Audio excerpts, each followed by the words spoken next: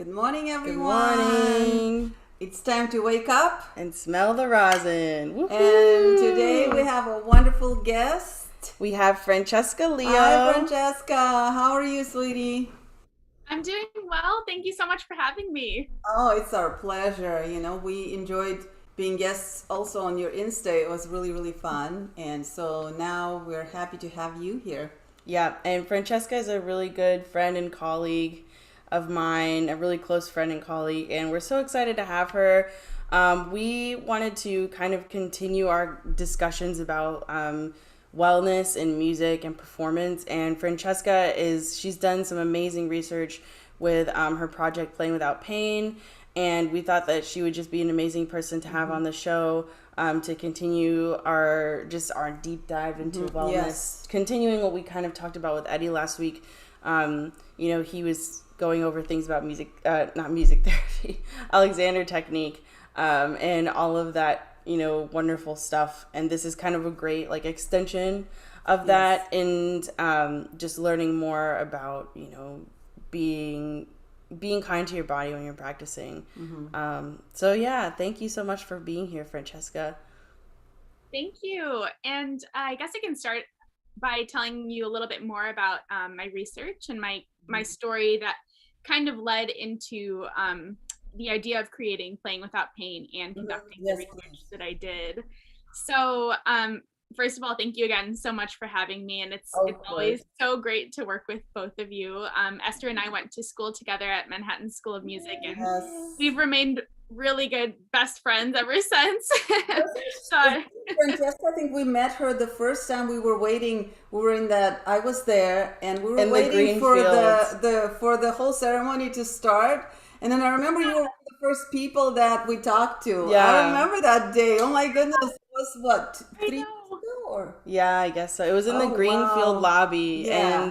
And we went on the cruise together that night. I remember that. It was so crazy. It was so nice because I was feeling a little nervous and kind of out of place that day, and then you just came right up to me. And me too, by the way. I was feeling out of place too, because I felt like, Esty, she's my daughter, she's my oldest, but still, she's my child, and usually I'm kind of like a mom, and then I felt like really, she's already a graduate student, and I really started feeling like I was out of place because I didn't want to, I felt like she was so grown up. I'm like, why am I even here? Like, am I dragging her down by being here like this, some kind of helicopter mom or something? No. So I remember, it's funny because I also had kind of a weird, it was the first time, I was there with my daughter who was already a graduate student, she already, it was a very different experience for me. So I remember it very well. I know, but I loved that you were there too, because I was honestly really wishing my mom was there too.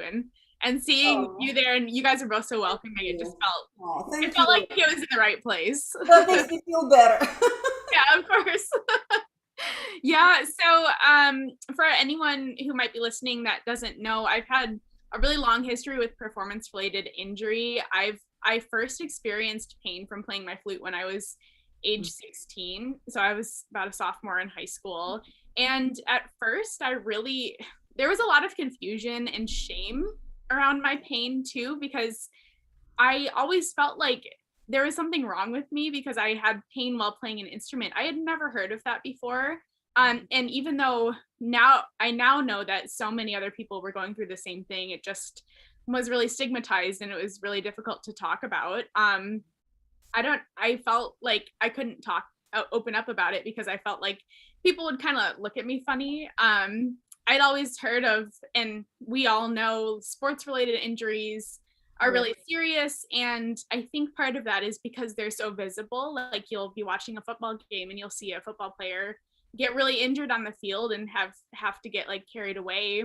And I find that performance related injuries are mostly invisible. Like, it's really difficult unless someone actively talks about it to know that someone is actively experiencing pain while they're playing. You know what? I can't help but jump in. I think a lot of people deliberately hide it because we're afraid that the stigma. What if someone finds out and then I'm playing an audition and someone tells them that I think maybe that's where it comes from, because it really, or oh, I must have really wrong technique and it's all my fault. You're totally right.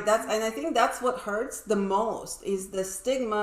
So on one hand, someone's hurting, and on the other hand, they're afraid to mention it because Yeah. they're thinking of so many, negative side effects that could come with if someone knows. It's almost like, mental sickness, how it gets stigma. So people are afraid to even acknowledge it so they can't get help. I feel like for musicians, what you're talking about, pain during performance, it's almost like that. It's so stigmatized, and there's so many possible adverse outcomes to our career that we're afraid of, that sometimes we're hurting ourselves more by just hiding it.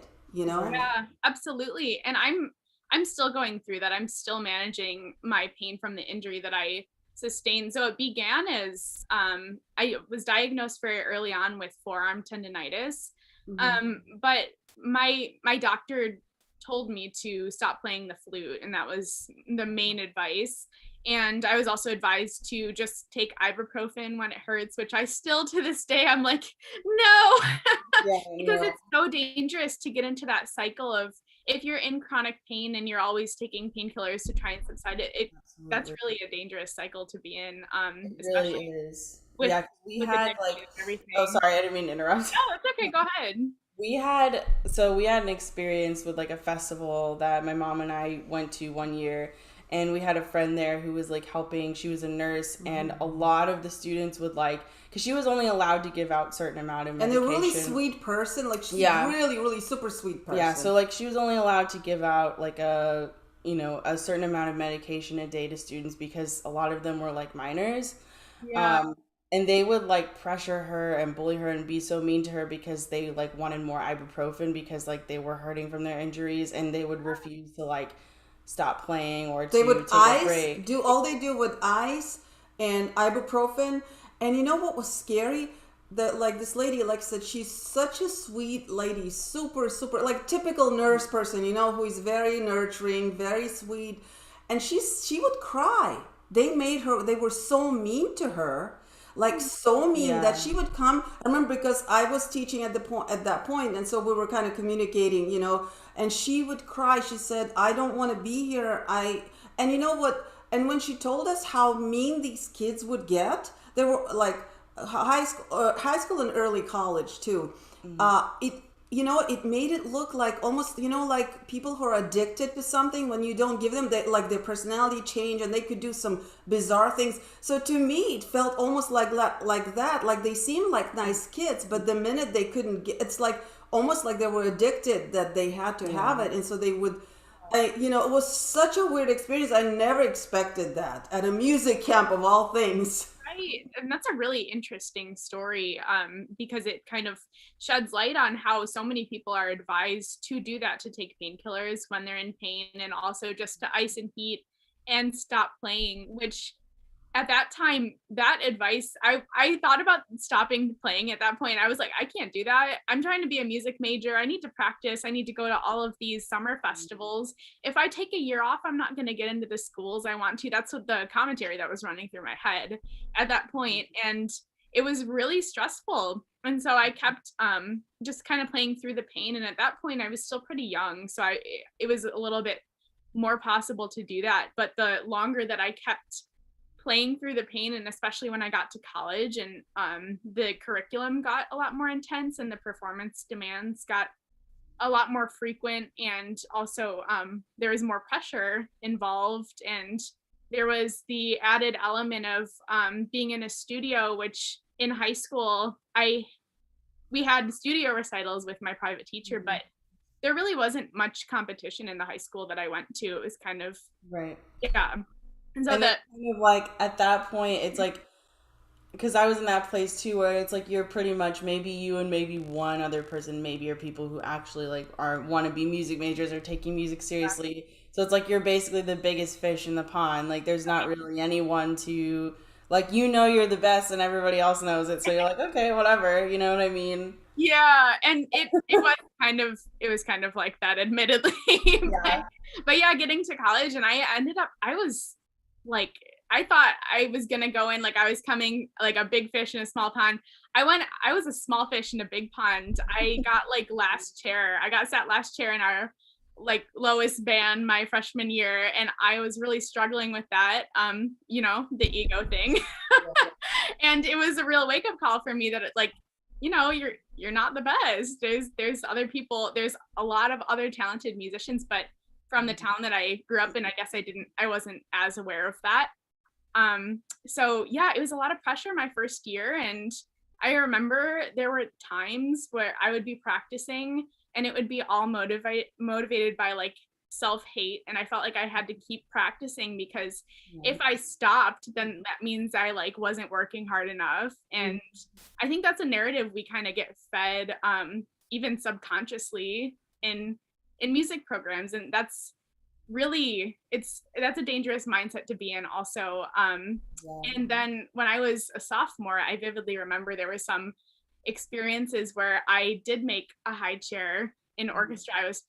Not orchestra, in band. I was playing principal, and there were some rehearsals where the director I was working with would absolutely rip me apart in front of the entire ensemble. And that really messed me up. And that happened again a couple years later with a different director, but it's like that really was harmful to me, and that kind of fed into my mindset of you're not good enough. Like I don't know why you're sitting principal. There's people that are so much better than you. And that kind of led to I have to just interrupt. Yeah. I remember when I got to Tchaikovsky Moscow Conservatory, I was super elated. And by the way, Adriana is putting, she says, I love what she put. She says, meeting international students gives you a big wake-up call. Yeah, I know. Yeah, there's so much talent in the world. And exactly, anybody outside. For me, when I was in Tchaikovsky Moscow Conservatory, I was entering at the time, that was one of the Tchaikovsky competitions. So I was coming like a big shot from a small pond. And so I remember I felt so terrible about myself.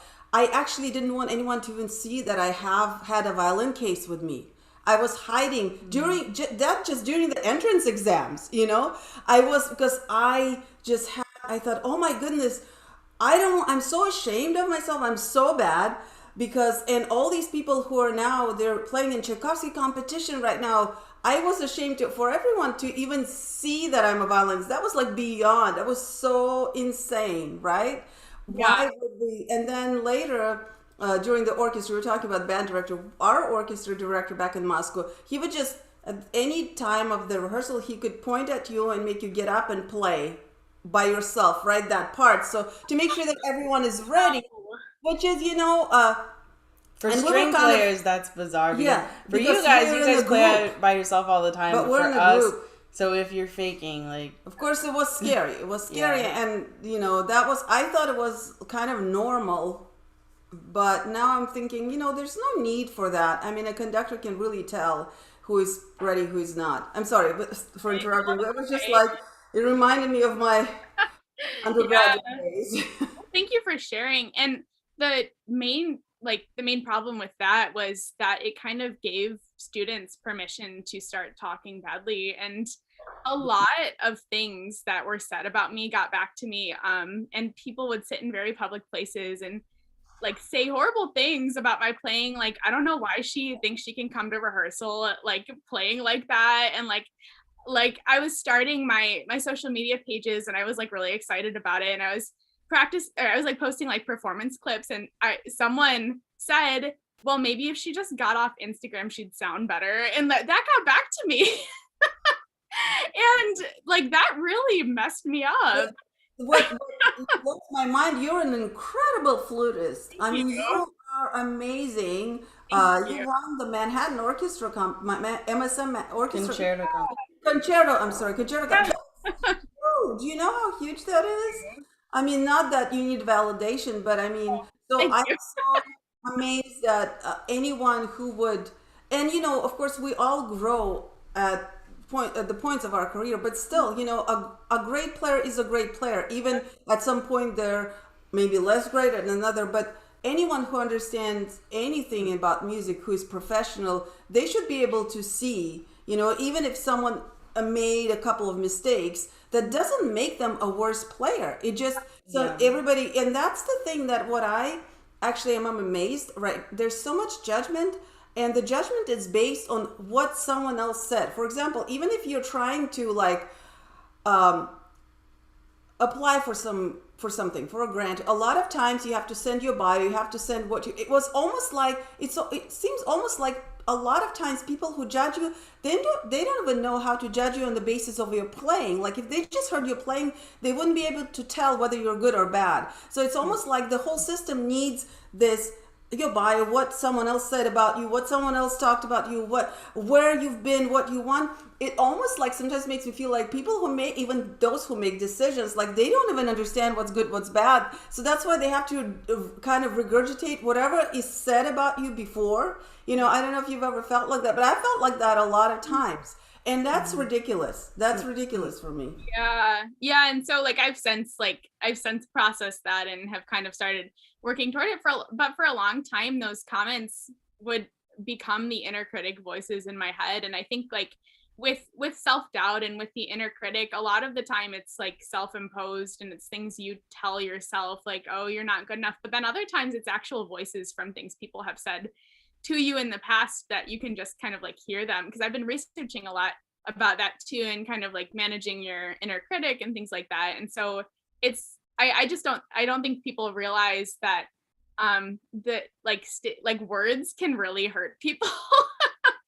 And you know, I'm sure that things that I've said in the past have caused harm too, and it's just an interesting thing to kind of like reflect on how it's impacted me, and then kind of reflect on how I might have impacted others, and kind of start thinking about how we can all do better. But yeah, it's, so that was really a challenging time. And so I remember I would be in the practice room. I would get there at like 7 a.m. I would practice for an hour and a half before my first class. I would practice during my lunch break. I would barely eat. I would practice during any single break I had during the day. And then I would spend like 3 hours of time practicing in the evening after rehearsals and everything. And I was in so much pain. And I was so afraid to tell people, because I was already like feeling that pressure of like, people already don't think I'm very good. So if I come out with this injury and have to stop playing, like I'm going to get so far behind. Yeah. And then I kind of had a wake up call my junior year. I was at a summer festival. I was in that same cyclical, like self-hate pattern, hate practicing, you know, like just really not in a healthy mindset. Yeah. And I couldn't play for more than a few minutes without, I had shooting pain in my arms. And I was so scared. I was like, I had to seriously ask myself, like, if I don't do something about this, this might ruin my career. Like, I don't know how bad it's going to get. And I don't know if I'm going to be able to like play like as a profession, which was really scary to me. So after that summer festival, that was when I kind of really started getting serious about it.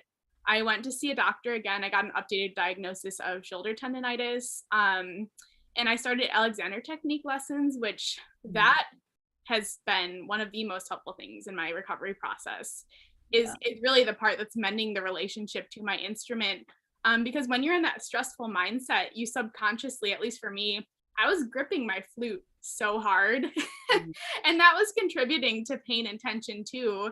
And so with the Alexander technique, it really helped me to learn how to free my neck, free my body, and then eventually work on holding my instrument and working on cultivating a sense of ease and freedom with my instrument as well. And so I finally opened up to my teacher about it, and my teacher was so supportive. And he shared his own story of having pain too. And he was like, I really think it's important to talk about this. And I was in the process of picking a topic for my honors thesis.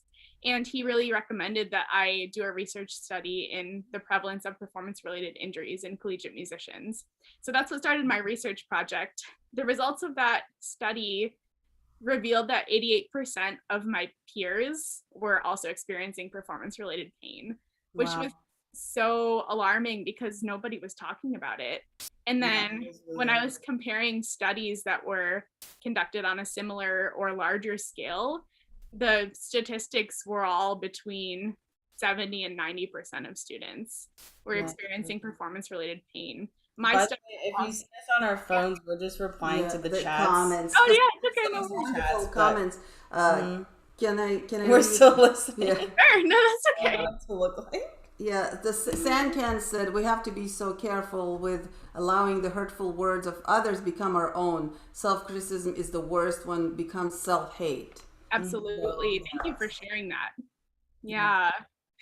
Yeah, well, I feel very seen. So thank you for whoever commented that. But yeah, so my study also examined the stress connection with performance related pain.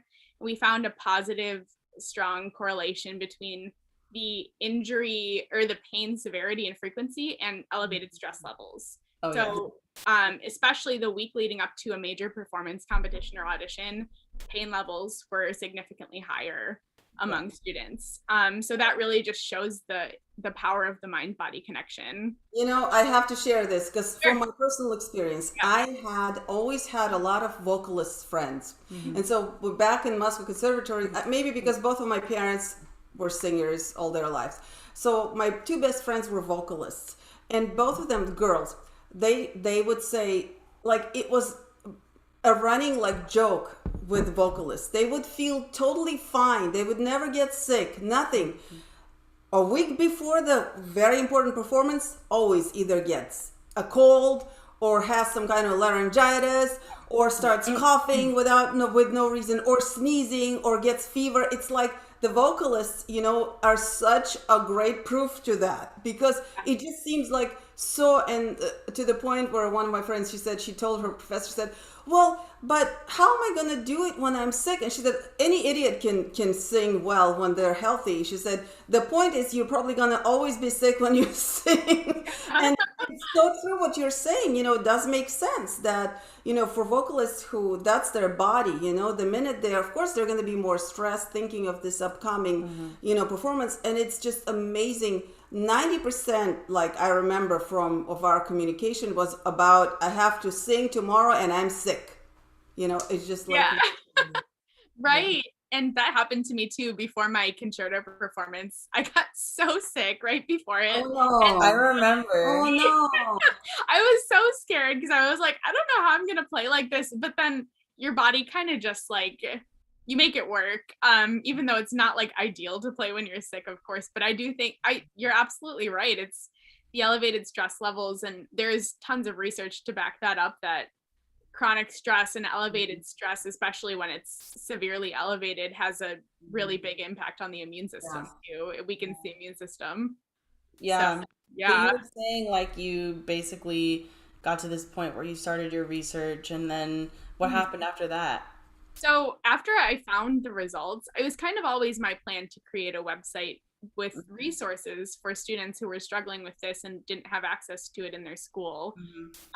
Because I always had wished that there were resources available, but the time that Esther and I were in school, it's kind of like people were just starting to talk about that, it seemed like, but it wasn't quite there yet. So I'm not placing any blame on my school at all, but just in general, people were just starting to kind of wake up to the fact that this is a major problem for music. And I bonded with Francesca a lot over that, because I had my own experience with injury in my undergrad as well, but it was like more during my like sophomore year. Basically, I had a lot of tension while I was playing that hadn't been worked out.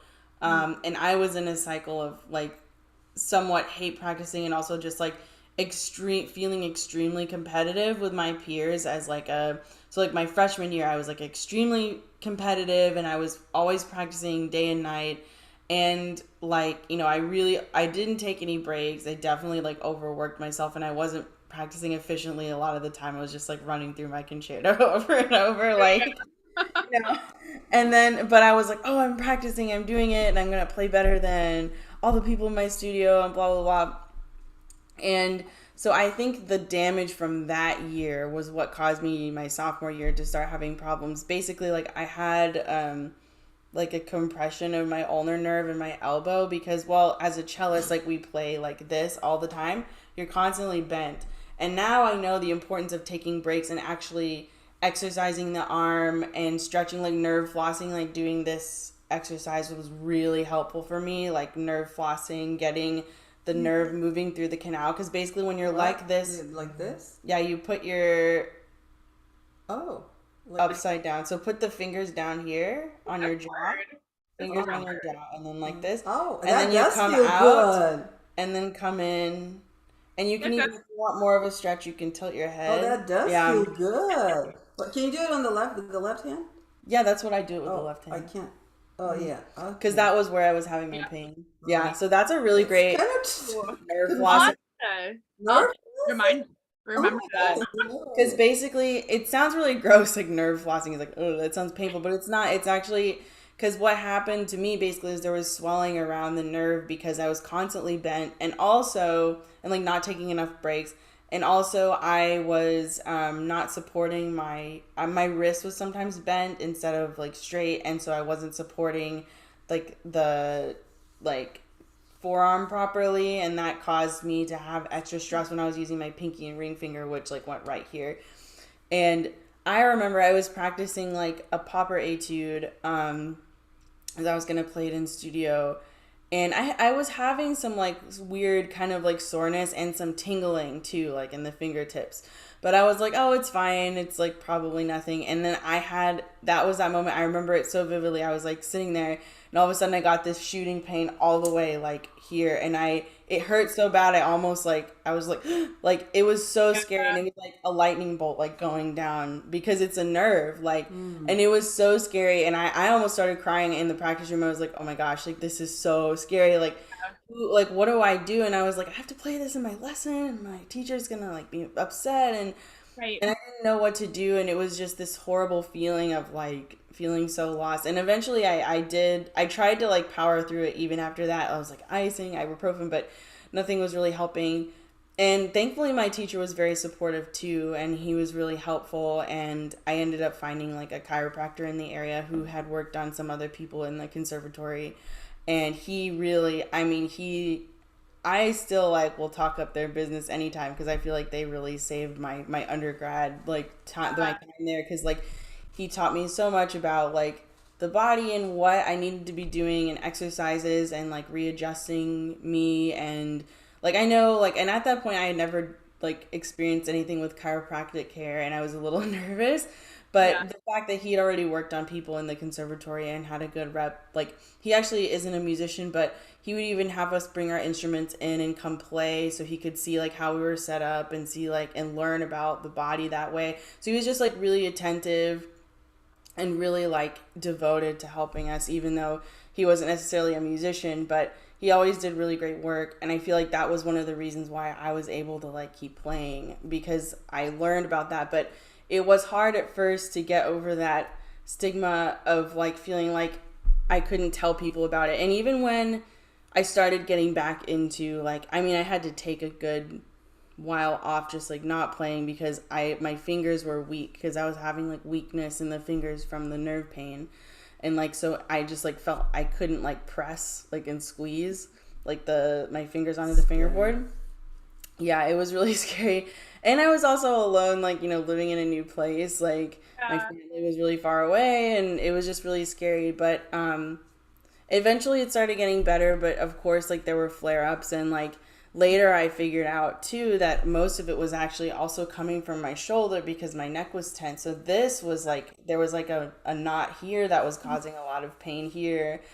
And, like, when I met Francesca in grad school, I actually started having, when I first got to school and I was kind of stressed, just like readjusting, I started getting these like cricks in my neck. Oh, yeah, Like, I remember remember that. that? And it Yeah. was so scary because like I couldn't like turn my head, and like my shoulder, it was because my shoulder was like so tight. And so now it wasn't necessarily affecting this anymore because I was like exercising it and strengthening it. But now it was like affecting my neck because the root of the problem still like wasn't completely gone. And that led me to find like a chiropractor in the city, and then also meeting Francesca and like just talking to you about just like struggles and like when we were in pain or like if we were feeling, it just really helped with the whole thing, because if I was anxious, I knew like I had someone to like talk to and someone to tell me like, no, it's normal. Like you've been playing for 8 hours today. Like it's okay that your shoulder is sore. Like, Yeah. and then like just being able to go on that journey together. And also like we would do yoga together in our dorm rooms Yes. and like, and she would bring all these things over and be like, you should roll on this ball. It's really good. Have like a cart, like basically have a whole cart of like rollers, like myofascial release balls, like There were cushions, eating pads, everything. There were so many nights in the dorm where we were like drinking wine and eating snacks and have a show on, and I'm like laying on the floor, like rolling on a thing, like with Cheetos in my mouth, like Oh at my the God, same that time. sounds like a hazard. Yeah. Don't recommend that you try that at home. No, probably not simultaneously. Yeah. But But we we actually had a were good time. seeing the same chiropractor for a while, and Yeah. Esther recommended that. So that was really helpful for me too. But it's also awesome to hear that like you were helped so much by chiropractic care. I was helped a lot by physical therapy and Alexander technique. So it just really goes to show that you have to find what works best for you, and not everything is not going to work for everybody. And I think Yeah. that's one of the most important things that I've realized through my research is every injury, even if it's the same injury and it's in two different people, the treatment can look so different depending on like your medical background, like the build of your body, like your body map and Yeah. everything. And it's just really important to get that individualized care. Yeah. And But you yeah, ended up finding someone who was doing, I forget, was it body mapping? body tuning. Body Yeah, so it's tuning. really unique to New York. I think they're the only people that do it, but they combined physical therapy with holistic care and kind of like Alexander technique type Yeah. things. But it wasn't Alexander technique, it was more of just like somatic education practices. So that was really helpful. But yeah, so all of this led me to create my Playing Without Pain project, because I really just wanted to start a conversation. And after finding so many people that were also going through it, I started it as a resource database, my website, and it's since grown into my social media platforms where I do advocacy work for performing arts health. And I'm currently on the Performing Arts Medicine Association Young Professionals Committee, where we're working to get the information out to music schools too. We're doing a lot of advocacy projects through that, and that will be coming soon. So that's exciting. And I'm on the National Flute Association Performance Healthcare Committee, where we're writing a lot of articles and also doing some research projects there. We need to bring people on that committee. Let us know. We're up. We would love to help out or anything. Awesome. One of the things that you were talking about, how it's everything is individualized because also it depends on what instrument you're playing. Yes, You know, exactly. you could be a flutist and a violinist with the same injury would probably be completely different treatment because we're doing different things, and that's one of the reasons why I have always been very, very scared to, like, sometimes my students ask me, that if they're having pain or anything, and they would ask me, should I go to therapy? And I would always tell them, you should. I don't know, like, for example, in this area, if you're going to a therapy, you need to find a person who actually knows about musicians. Yes. Because I think if a person is, most of the therapists, a lot of them are specializing in like athletic medicine, and I'm always afraid that they would have a completely different outlook because they're not able to, they don't know what we're doing because we're doing so many repetitive movements. I mean, I'm sure my back and shoulder muscles don't look normal at all, because I mean, I've been doing this forever since I was 7, right? So do you have any advice on how to find the right person to go to? Like, how do you go about that? Absolutely. That's so important. And first of all, the fact that your students are talking to you about pain means that you have already created such a comfortable and safe Aw, space for them to thank talk you. about it. That's He's a so great that's so teacher. difficult to talk about. And that's something I'd love to discuss with you guys in a little bit too, is like creating that space in studios. But definitely, I still face struggles when I had to get an updated diagnosis to go back to physical therapy just a couple of weeks ago.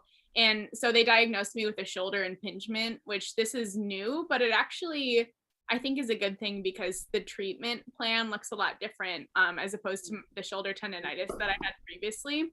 So I'm already noticing some improvements, but I'm still struggling with the advice that is given to musicians a lot of the time if it's not a specialist, which is, oh, well, you're never going to completely heal if you keep playing your instrument. So maybe you should just stop playing your instrument. And that, I still hear that. It's like you don't understand. Like this isn't just like a hobby. It's Yeah, my I think it was referred to as a passion for me. And I was like, I have 2 degrees in music performance. It's more than a passion at this point. yeah, exactly. But yeah, so it's always there's always gonna be frustrating things like that. And I've been doing research also in like ways to advocate for yourself in medical spaces, especially if you're working with someone that isn't really familiar with the amount of repetitive movements that musicians do and just how demanding the career is, especially if you have a career as an orchestral musician or even with music directors and conductors. That's like you're conducting so much, and that has a big impact on the body too. And I think just everyone, singers, instrumentalists, conductors, everyone should have a general knowledge of how to prevent injury and also what to do if you are feeling pain. So I think definitely look for performing arts health or performing arts medicine as a keyword. There are some specialist clinics, like I know there's one in Cleveland. There's a couple specialists in New York, and I believe there's specialists over the country, but that would be the first step, is to see if there's any in your area. And part of my website, it's only reaches to Ohio and Michigan and some of New York right now, but that was part of the goal with my website, was so you could type in your zip code and find specialists in your area. So I'm still like working on that part of it. Hopefully it'll grow in the future, but definitely check there. You will need an official diagnosis to get any kind of long-term physical therapy or chiropractic care, and sometimes even massage therapy, just to be able to officially, like, they know what your diagnosis is, so this is how they're going to treat it. So with musculoskeletal doctors, sometimes you just have to go and get the diagnosis. And then what I've found is you have a lot more conversational one-on-one opportunities to talk about, like, okay, this is what I do, this is what's hurting, with when you go to the physical therapist and the chiropractic care centers and massage therapists. Would it help to like bring your instrument and actually show them what you do? Would that be helpful? So I've done that before with physical therapy and other treatment centers that I've visited. That's been really helpful.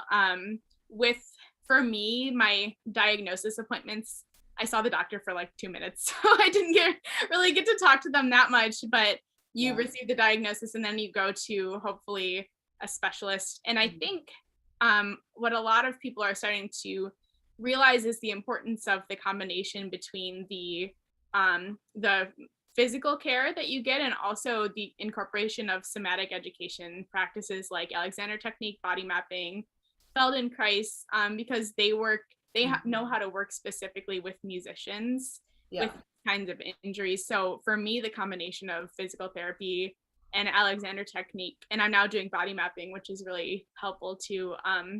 The combination is really the important part, and the specialist aspect has mostly come from working with those somatic education practitioners. And Eddie, who you had on last week, is one of them. He's wonderful. There's a lot of them, and I think there is websites that you can search for Alexander technique and body mapping and Feldenkrais practitioners in your area too. So I would definitely recommend that, in addition to getting an official diagnosis and making sure that everything is being fully checked out in the area of your injury. Yeah, absolutely. And so so now that after going through that journey, can you share with us, how your feelings when you're playing, if it improved and how much it improved, and how, if you're feeling much better about the whole thing and just physically? Yeah.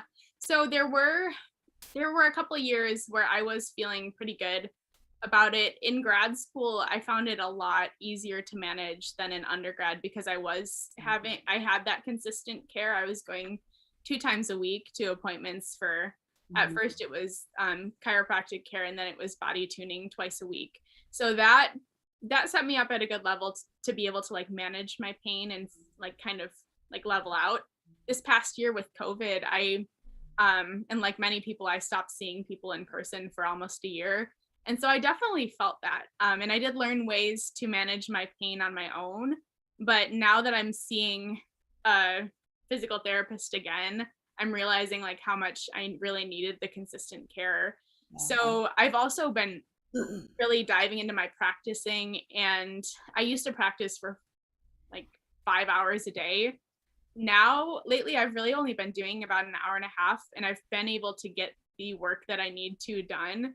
And sometimes that comes from like me not being physically able to play for longer than that. Some days when I have flare-ups, I have to really just be careful about the amount of time that I play. So I am feeling better about it because I've done more research about it. I understand it more. I understand like what causes it.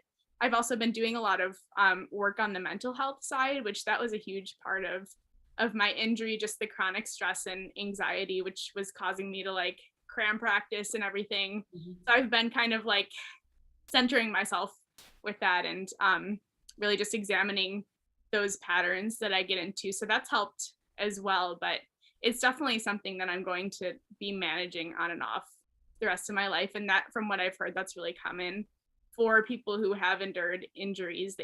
You just have to really get to know your body, know your limits, and really implement a lot of self-care time.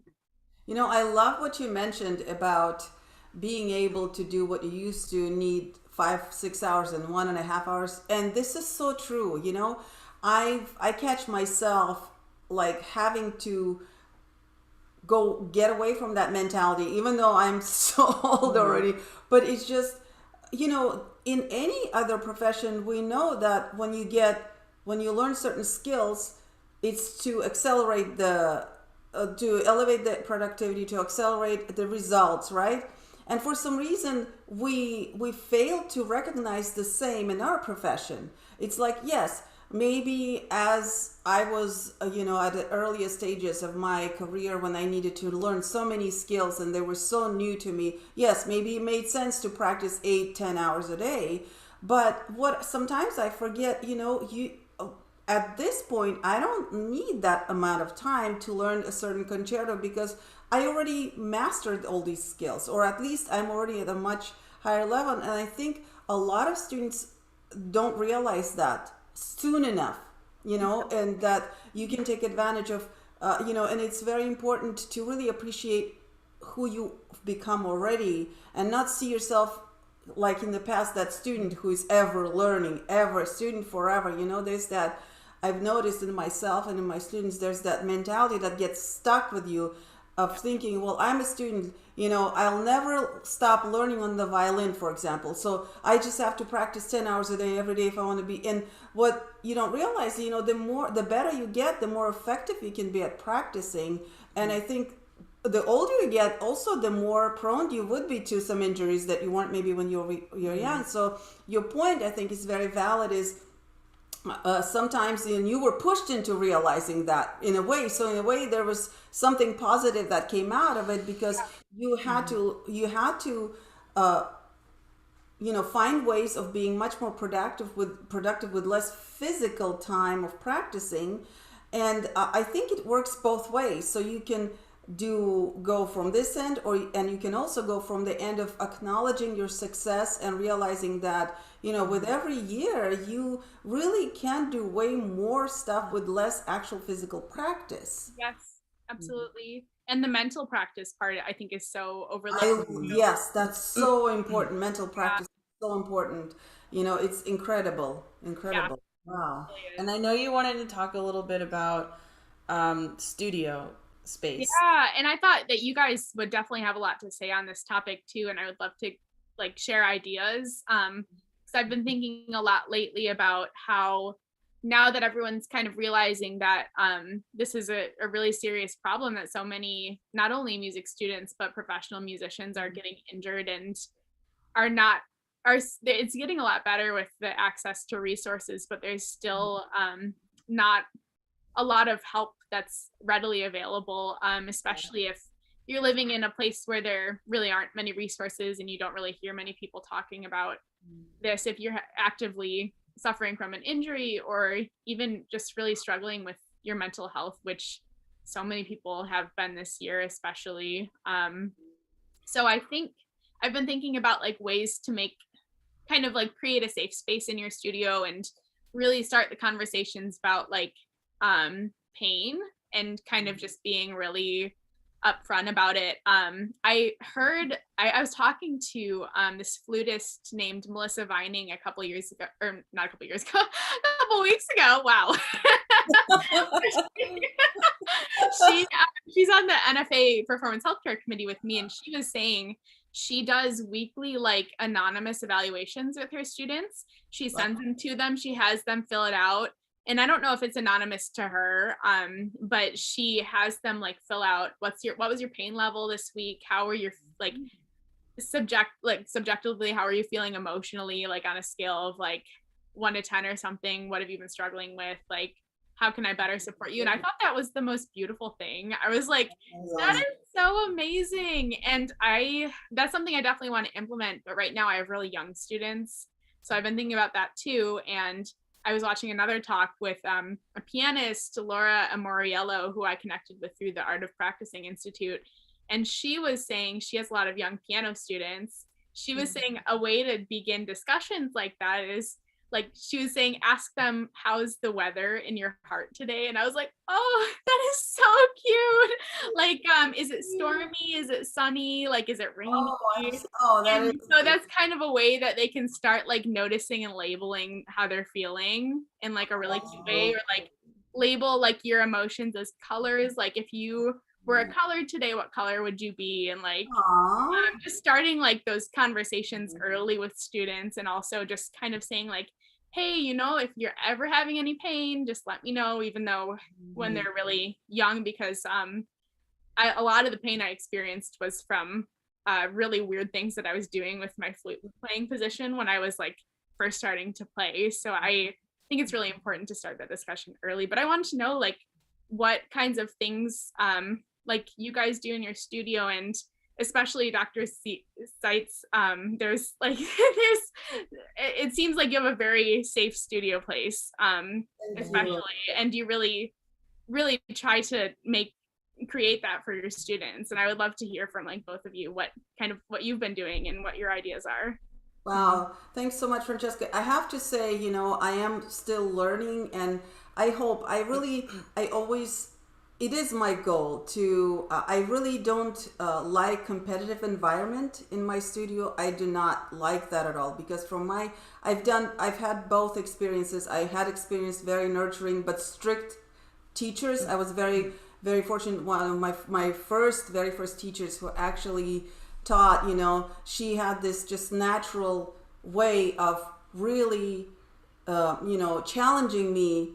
But I always knew, I hated coming to her lessons because she made me work hard, but I absolutely adored her, as a person, because I was kind of lazy, and so that has always been kind of my gold mark, because every time she demanded more of me, I knew that it was because she loved who I was, she loved the potential I had, and she really dreamed the best for me. She wanted me to have the highest dreams and to know that it's possible. So it's kind of like I had a very good example. I also had some really bad situations, like I said, and some of them I brought upon myself. It wasn't necessarily the teacher's fault, but I did experience some teachers who were way overly exaggerating and negative and competitive in trying to set each student against themselves. Thankfully it wasn't much, but so thank you so much for telling this. I really hope my students do feel safe. And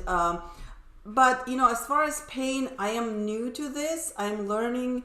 And I'm so glad I'm learning from younger generation like you guys. She got kind of thrown into it too, because when I started having problems, she had to learn, like, because she hadn't really, I mean, she, we talked about like, she'd had like aches and pains or different things, going through school, but she never had like an actual like injury that needed treatment. Yeah. So we both like had kind of a Yeah, learning I was a curve. little scared when Esty was going through it because I didn't know how to react, to make sure that she doesn't freak out, but to help her, because I felt like you were feeling almost like guilty of having it, because you were the first things you would ask me was what's wrong with me, and I felt like, oh my goodness, did I make her feel like that if she's having pain and something's wrong with her. So that was difficult for me. And my only experience, I have to say, the only advice that I ever got from my teachers, which I'm very grateful, was very simple: never play through pain. So my teachers, that's the only thing that my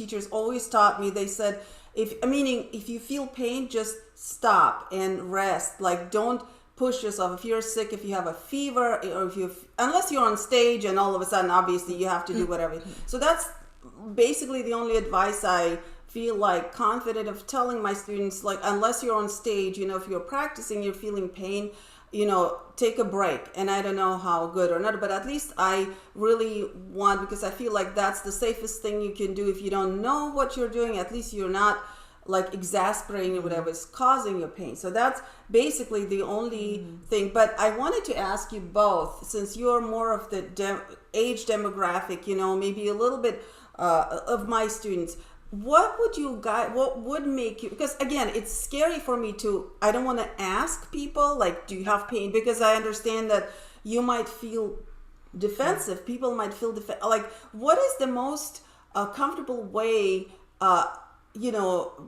for student age, musicians, students, to start a conversation where they wouldn't feel defensive, or they wouldn't feel attacked, they wouldn't feel subconscious, but they would be willing to discuss it. Like, what are the most comfortable things for me would be to ask, students, college level students, to help them to deal with it without making them feel defensive, I think like some of it is like my students right now, I have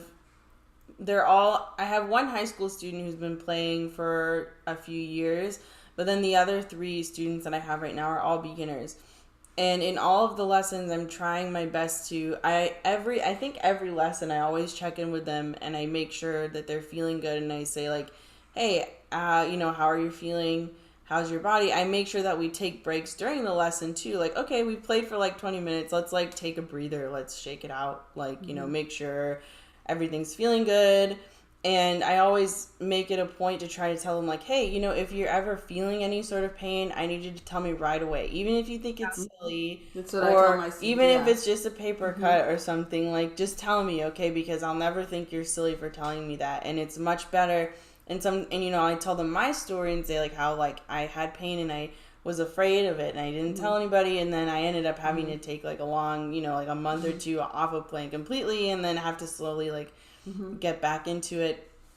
So I think that's great, like you were saying about like for beginners, like checking in with them and teaching them young that it's okay, that those check-ins are normal, so that when they get older to college level or they're at a point where they're pursuing it professionally, it won't feel like weird for them to bring that up. But I feel like for me, the most helpful thing was just when my teacher said, that's okay, like that's normal, like there's nothing wrong with you, like, and my teacher was like, yeah, well, we're small muscle athletes, like you're always, we're using, you don't think it's weird when you see a football player like walking around with tape on their ankle, like you're like, oh well, that's normal.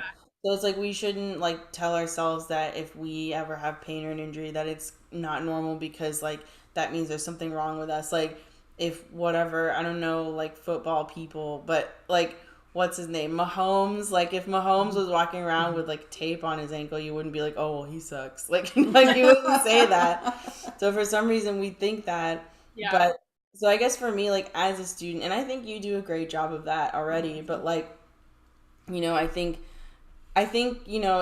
it's okay to just start like doing that, like to start checking in. And I think as a student, like, I don't think I would feel defensive about it. I think I'd actually feel like relieved for my teacher to say like, hey, this is just a check-in, like want to make sure you're doing okay. And like if you have any pain or anything, like I think the first thing I would feel is like, oh great, now I can actually talk about it. So Yeah. like, you know what I mean? So it's okay to ask. You don't. Oh Because yeah. I don't want to. Sometimes maybe what I'm afraid of, if I ask, what if they start making things up? Like what if you get too self-conscious about? Can you get too self-conscious about it? I guess that's my question. I think, I mean, maybe, I mean, I know like I can tend to be like a little bit of a hypochondriac, so I'll feel like something and I'll be like, oh no, what is it? But I think it's easy to tell like if it's something that is real or if it's something that maybe, and I think even for me, like talking about it, like I've talked to Francesca about things too, actually makes me feel better because I'll be like, oh, I think I have this thing, and then I'll actually say it and like work through it with someone and be like, actually, no, yeah, you're probably right. It's probably just whatever, because you can work through those things, like those irrational fears, and figure out if they're actually irrational or if it's something you should worry about. And like that way you decide like, maybe this is something that's kind of more in my head, or if is it actually something that's like actually real. And sometimes when you're a person like me who tends to get anxious about things like relating to their health, like it's hard to discern on my own sometimes which things are serious and which things are not. And just being able to talk about that with someone is helpful, because then they can say, oh, actually, yeah, that sounds a little concerning, like let's go to the doctor. Or like, oh yeah, no, like that's something I had when I was your age and it's fine, and it just, or you know what I mean? It's kind of like you get that. So I don't think I would worry about like whether or not it's like, Oh, that's great. Thank you, God. Yeah. Francesca, what about you? You have any advice for the teacher Yeah.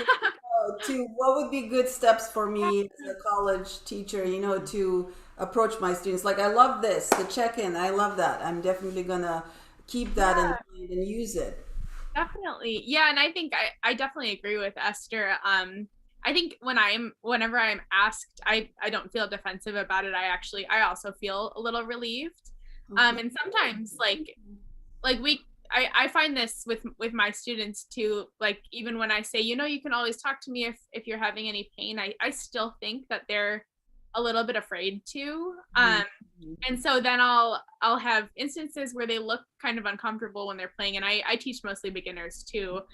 So we're doing a lot of figuring out like which position is most comfortable for them to hold their flute in. And so then they'll be like, oh yeah, it kind of hurts. So I think like, but with older students, the dynamic is a lot different. So I think just saying like, maybe, and you don't have to point out if they look uncomfortable, but if you're noticing that they look uncomfortable, you just be like, okay, well, how'd you feel?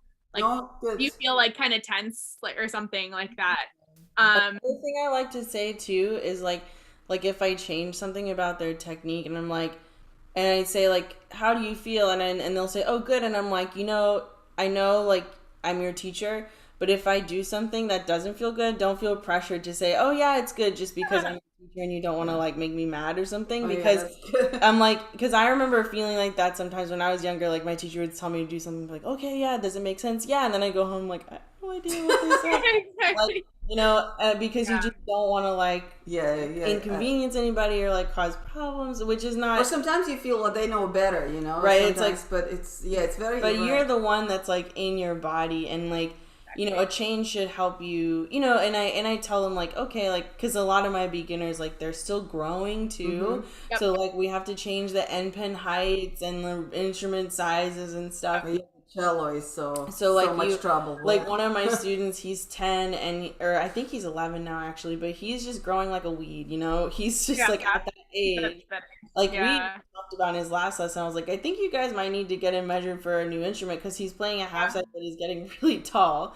Like, I think he could use at least a 3/4, but just, and checking in and like, being sensitive to them and being like, I know like there are certain things that might feel weird at first when you change them, but there's a difference between something feeling new and something like hurting. And saying like, like if something hurts, like that's different. If it just feels a little funny, like you need to get used to the new height, like you can like live with that, sit with it for a bit. Because sometimes when you change something, it does feel like a little foreign at first. So you but have like, but like teaching them, that a new position or a new way of holding an instrument no matter what it is, it shouldn't like produce pain.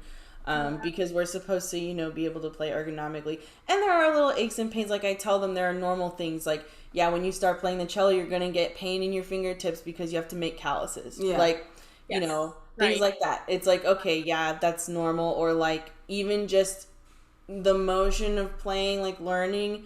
Like I remember like some of my students, they'll get really tired here in this muscle just from holding the bow up because it's not a supernatural motion. Yeah. So, there's normal things, and just having that open channel and saying like, yeah, I experienced that too, and that's a normal ache or pain. That's something that just sleep on it and you'll be okay, versus like something that's a little more serious. Yeah, and also just like having a couple of words prepared for how to describe their sensations. So like and this is really helpful when they go and see medical professionals too, to be able to describe your pain sensation. So if it feels like it's aching, burning, pins and needles, which is That's kind of hard to explain, but I think most people know what it means. It's It more goes like like when or like when you fall asleep when your arm falls Yeah. asleep and it's So there's pins that's and what I needles, feel there's like all the time. like numbness, shooting pain. There's a lot of pain descriptors that you can use. So I think like maybe equipping your students with some of those to be like, okay, well, does it feel like achy, or to try and identify the type of pain that they're having, and if it's chronic pain or if it's like this just started. If it just started, sometimes and I can send you guys like the outlines for the current PAMA recommendations for short-term injuries. There's this like Price protocol where it's like protect, rest, ice, compress, and elevate. The links in the description. Yeah, so I can send that to you. Put all of that, first of all, your Insta in the description. Any kind of materials, if you're sending to us, if it has links, we would love to put that in the description. And what your website, Great. Wonderful. Thank you. It's so wonderful. Yeah, and so like sometimes you can subside the pain on your own by following like the short-term injury protocols, but if it becomes chronic, and that's important for the student to be able to identify too, that's at the point where they need to seek medical treatment. And as music educators, we can start looking in our area to like start gathering some contact information for doctors who you might be able to refer students to, and somatic education professionals and everything, just to start building those relationships, because the collaboration between music educators and healthcare providers is it's so essential and crucial. But yeah. I had a quick question about, because I also have some friends who are adult learners, and I know, of course, at your age, you guys don't have to deal with it usually, but is there any research on arthritis, like pain associated with arthritis, that you could refer us to? Yeah, absolutely. And the National Flute Association, the committee I'm on there, they've done presentations about adult students and performance-related pain, specifically talking about arthritis and things like that. So there's definitely research about it that I can send you. Wow, that would be great. Yeah, because it's interesting that I know usually like when you and I don't know if I correct, but my understanding is sometimes I feel like with arthritis, a lot of times you don't have to drop the action. They say sometimes it even helps. Like if you feel pain, like if you have arthritis, sometimes like if you, what am I trying to say? Normal Like injury, like pain means something is wrong, right? And you don't want to do it, you want to change it. But I've heard that with arthritis, sometimes they say like, for example, if you have like pain in your knee, you should still keep moving. It helps to make it less. Is that true? Like, yeah, I'm not as sure about the arthritis, but I can definitely find some resources to send you. But yes, pain is like a warning sign from your body just in general, that there's something not right. And so it's actually like, we think that pain is harmful, but it's actually protecting us, because it's like telling us, stop doing that. This is a bad movement for your body. And so I think looking at it that way, that's even helped me kind of reckon with the chronic pain aspect. It's like, I know this is not fun, but it's also my body trying to protect me and saying like, you need to be careful because we don't want you to get like long-term Yeah. injuries from this. And That's so powerful because I think one of the biggest things that was hard when I was going through like my injury healing was that I was mad at my body and Mm-hmm. frustrated. So I was like, why can't you just be normal like everyone else? Like, why do you have to like hurt? Like everybody else is playing cello just fine. Like, why do I? And then later I found out that that wasn't necessarily true. There were lots of Mm-hmm. people who were having aches and pains. They just didn't talk about them. yep. But I I was so upset with myself, and I think that made my healing a lot slower because I wasn't being patient and kind to Yeah. myself. I was actually like mentally upset with my body when I couldn't do things that I wanted to because I was healing. And eventually my body did heal, and even though like sometimes I'll still have a little flare up or something like that, I'll feel an ache or pain or a twinge. I know how to deal with it in the moment. I know like the stretches I need to do. I know how I need to care for it.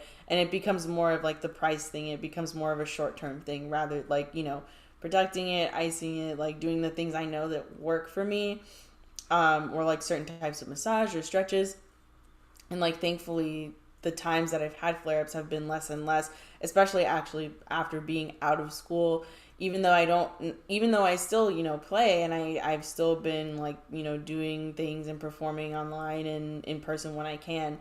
Like I think being out of the school environment, it makes like stress, mental and physical, less, and that's been helping me not feel like I haven't really had any problems with like injury, since I've been home, which has been nice. But like, um, yeah, I think just making sure that that dialogue between your body and your mind is kind, because we don't, I think, realize how powerful the mind is. And if you're like, if someone was sick with like cancer, you wouldn't be like, well, why aren't you healing faster? Like you would Right. never say that to like to someone or to yourself. Like, Yeah. you would just try to be patient with that person. And so it's like, why are we any different like with something like this when it's just the same thing, like an injury? And it's something that we need to be patient with our bodies and like be kind to ourselves. Absolutely. One of the very interesting points that you're bringing up, Francesca, I never, like at the very beginning, you mentioned that people would tell you, well, this is chronic, so you're just gonna have to quit, playing. Believe it or not, that was the greatest fear of my life back when I was in conservatory, because that was always understanding. I knew some people who were like talked very quietly about, oh, that person, they ended up injuring themselves so badly and now they have to quit playing, or something like this. So actually, I never realized that you could have a different, even not that I'm not saying you, just a person, Oh yeah. Yeah. like if suppose there is a student who is having a really really adverse effects from playing on their body, and if they were given that diagnosis that it's chronic, do I, because I always thought in that case, it never happened to me, I didn't have, but in that case I would think my a duty would be to tell them, well, you just have to quit violin because it's affecting your health. But you brought up the point that it's not always the case, right? So how does that work? Yeah. So you mean like sometimes you don't have to quit with the injury? Is that what Yeah, you're? because I always thought like if you got a serious enough chronic injury, it's only, there's no way to not get worse. So you actually have no, you just have to quit. So what you mentioned is that it's not like stating that Yeah. there are ways to keep playing even though maybe person can might have a chronic condition, but they can learn how to manage it and still enjoy their career. Yeah. Did I understand you Yeah. correctly? So that's kind of where I'm at right now. My condition is chronic and I've been trying so many different things, and I'll get to the point where I can start to manage it. But even when I'm away from my instrument, it's like I still feel the pain sometimes. And even when I take a week off of playing, I'll get flare-ups in my shoulder that aren't necessarily just from playing anymore. So it's become a chronic condition that I've been managing. Yeah, that's a really good question. I think it really depends. It's going to depend on the individual, and there are definitely people that have been living with chronic conditions that have found ways to be able to maintain their health, and also kind of modify their playing, modify their practice time, and also just increase their coping mechanisms, or increasing the treatment that they're getting, and increasing the amount of time that they're spending each day treating their injury, or whatever it may be, from home too. So it is possible, but there are some cases where sometimes it is better to just not necessarily, like, you don't have to quit forever, but maybe to take an extended break might be what the person really needs. And that advice is going to come primarily from the healthcare professionals, but the problem is a lot of healthcare professionals just think that's the only answer. Right.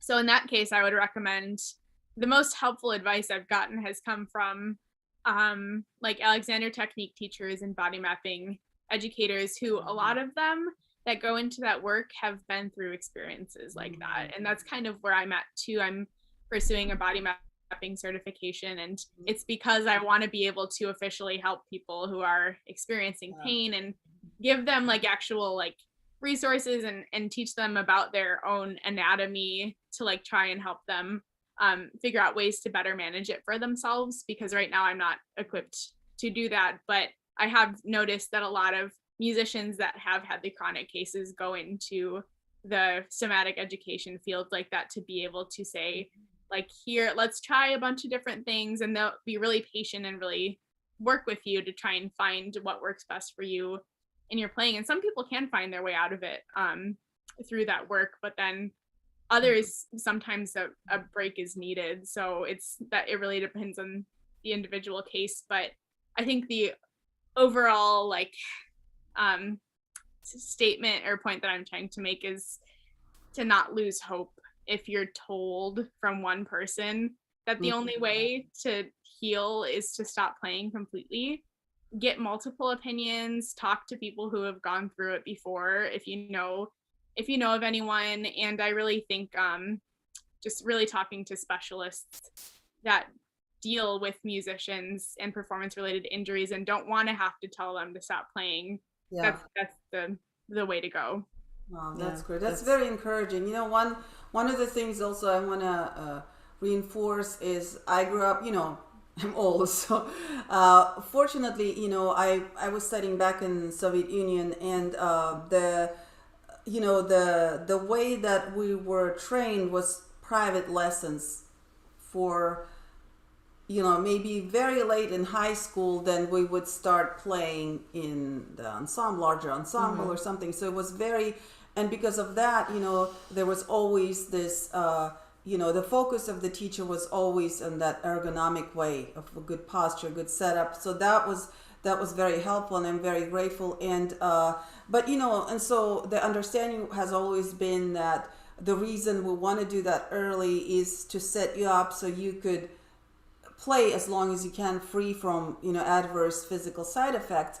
But there was always it was always understood that no matter how well you're set up, sometimes because of that, you know, variety of, you know, the way people are built up, you know, it's not always a person's fault. They could be set up with the best teacher, but they could be just physically inclined to a certain overworking certain muscles. So I just want to reiterate that for anyone who's watching, and maybe if they feel like, well, you know, I'm having this problem with this muscle hurting, it's because my setup is bad and it's my fault or my teacher's fault. You know, you could be set up perfectly in the best possible way, but there's no guarantees because we're all built very differently. So it doesn't mean that it's someone's fault. No. You know, your teacher's fault or your parents' fault or your fault. You know, it really is not. A pain should not be associated with the fault. I think that's the biggest problem in our area. Like what we started with,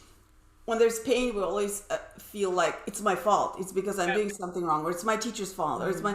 So I just want to make sure that this aspect is very well understood, that you could be doing everything perfectly according to every possible existing standard and still have some kind of adverse side effect, just because we're human. We're all built differently. So this is I hope that helps, to understand that there's no fault in this, it's no Yeah, one's fault. absolutely. And that's also going back to the mindset, and the importance of the mindset is really just kind of like understanding why your body is producing these symptoms. And for me, learning more about my own anatomy and like my build and my body map, I learned like that some movements that work really, or some postures or positions that work really well for other people don't work for me because I'm built differently. And I Mhm. think I love the way that you put that. It's not my fault, and it's not my teacher's fault, who have shown me positions because they were just doing the best that they could in the moment, and that's what they thought was helpful, and it's not their fault. It's really just a matter of figuring out like your own body, and just Mhm. spending time with yourself and noticing like learning about like, okay, well my shoulders are like really broad, and really just kind of visualizing like the length of your spine, your shoulders, your neck, like this, like the size, structure, and function of all parts of your body and how they're all working together, and then finding from Yeah. there the most efficient way to hold and carry your body in your daily activities, which is really, that's the premises of body mapping and also Alexander technique, which is why I just really have so much respect for both of those practices. And I think they're so wonderful in helping musicians and empowering them, and also helping to relieve pain symptoms as well. Thank you so much, Yeah, that's Francesca. Like, amazing. and I just want to thank you for just being such a light and like a positive influence in the music Yes. world, because it's very needed. And like to see, to know your story and to see how you've overcome, something that, people told you, oh, you're gonna have to quit, you're gonna have to do this or that, and you were like, no, like I'm determined to do what I want to do. And you did it, and you're doing it, and you're managing your injury, and you're getting better, and you're playing well, and it's just like really encouraging to see. And I think so many people need that, including me. Like, it was really, I'm just really glad that we met, and that you were, just such an encouraging presence for me. um Yes. And and Oh, I'm very grateful for that because I yeah, wasn't there with her. And so it was very oh, important to know that yeah, she has amazing friends like you. yeah. oh, well, thank you. So just Like, like, yeah, it's just amazing. I couldn't have got through a lot of things without you either. So I'm so Oh, glad that's that we so met. We got each other through grad school, Did. and Stephanie through our other friend who's a vocalist, but yes. we all kind of just got through it together. And it's so, it's so important to have community. And I think that's a really big thing with injury Yeah. too. Like, having a community and understanding that you're not alone is so Mm-hmm. important. And I think that's what Francesca's doing by like Yeah. starting, her website, and just by talking Mm-hmm. about things. And because once things are out in the open, they don't seem so scary anymore once you bring them into the Yes. light. Yeah. And and also, just have like talking about like having wisdom, especially with medical care providers, Mm-hmm. knowing that, because I think sometimes growing up we're always taught that their word is the final word, but it's like, everybody's different, every experience is different, every doctor is different. Like, you have to do what's right for you, and being able to see other people go through that and share their experiences is really really important and really helpful. And so thank you for all the work you're doing, and for Yes. being on the show, and we're happy to Yay. have you back anytime. Thank And you so much. Go ahead. I just wanted to add something. I was thinking, you guys are so wonderful. You're healthy, you're young, you're in it. You started early. But you know what? I've seen an interesting phenomenon during pandemic. I got in touch with a lot of adult learners, and I've seen comments, very wonderful comments. And so if any adult learners are listening, I know that sometimes it feels that, oh, it's people will tell you, oh, it's too hard to start when you're older in life. But you know what? For us who started younger, it's not easy either. So that's totally fine. It all evens out. Like in your Right? So I was thinking, and especially if you're an adult learner, make sure and check out Francesca's website, because you could find a lot of answers to what you're looking. But obviously, the fact that there's some studies that, because a lot of adult learners quit because they have to deal with pain when they're more maybe than the younger the kids. And so I think this is very, very encouraging what you're doing, not just to professionals but also for people who want to do it for fun, but maybe they ran into this, maybe they realize they have arthritis, so that's making it hard. Do I quit, or are there ways that I could continue doing that? So that I think is just incredible for anyone. Yeah, thank you. Well, if anyone listening has any questions, I can point you to some resources. So feel free to get in contact with me. I'll add my contact information in the description, but there's lots of studies about it. There's also, if you're a flute player, I know a lot of modifications that have been really helpful for not only younger students, but also adult students that have had really severe injuries. And there's actually a couple head joints that there's a vertical head joint for the flute that like makes it possible to hold the flute as you would a saxophone or a clarinet or oboe. Really? And that switch alone has helped so many people be able to play the flute again. So there are head joints like that are possible. And there's one that kind of goes at like a 30-degree angle, so it brings the flute a lot closer to you, so you don't have to do the holding up motion. There are plenty of modifications that a lot of people are just starting to learn about, but specifically for flutists, I know of a lot. So if there's anyone that plays flute, any adult flute students that are looking for resources like that, please feel free to get in touch with me. That's incredible. Thank you so much. You're just such a wonderful, positive presence. Like you just exude this beauty, positivity, love for music, enthusiasm, just youth. You know, it's just wonderful. Like just really enjoyable to have you on our channel. Thank you so much for coming in and doing the presentation. And thank you. And thank you to everyone who is watching. And I love your series. I'm so excited that I got to be a part of it. Yeah, thank you so much. Thank you. So I guess I think that's it. Yeah, well, thank you. And you guys, for the next week, we're having, next in 2 weeks, our next live stream will be Dr. Norman Gamboa will be our the last year UTRGV hired the new orchestra conductor, which we're very excited about. He's going to be our guest, and he's going to talk about the project he has for UTRGV Orchestra, as well for youth symphony project that is in the way. We have projects. He's working on some possible summer camps. Of course, they will be probably happening next year, but orchestra directors, I highly encourage you to attend, because you could ask Dr. Gamboa anything you want. You could also learn about him. He's a wonderful conductor, and we're so happy to have him. So that's in 2 weeks. And today, thank you so much, everyone. Thank you, Francesca, and you have a great week. And happy Easter. Yes, tomorrow. Happy Easter. Yeah. Happy Easter, everybody. Great. Awesome. Thanks again. And we'll see you guys in 2 weeks. Yes. Bye. Bye.